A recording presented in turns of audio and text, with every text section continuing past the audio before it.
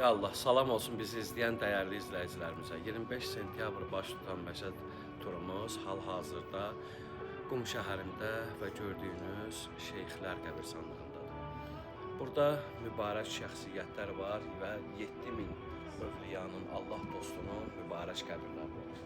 İlk gördüyünüz bu məqbərədə dəfn olunan, öz dövrünün böyük alimlərindən olan Mirzai Qumi ağanın mübarək qəbrini ziyarət edirik.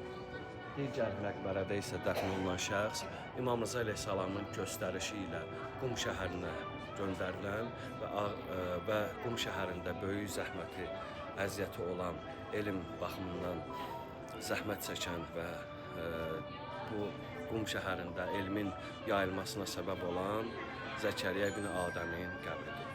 Başdaşı olan qəbri ki görürsüz, orada dəfn olunan, əslən Azərbaycanlı olan, İslam yolunda əziyyət çəkən, irfan elminin banislərindən olan Məliki Təbriz ağanın mübarək qəbrini ziyarət edir. Allah ümumən İslam yolunda zəhmət çəkən, elm öyrətməkdə əziyyət çəkən alimləri, arifləri, ustadları, dünyasını dəyişən seyidləri, seyidələri öz rəhmətindən ayrı salmasın. Allah sağ qalan alimləri və Allah dostlarını öz rəhmətindən ayrı salmasın inşallah.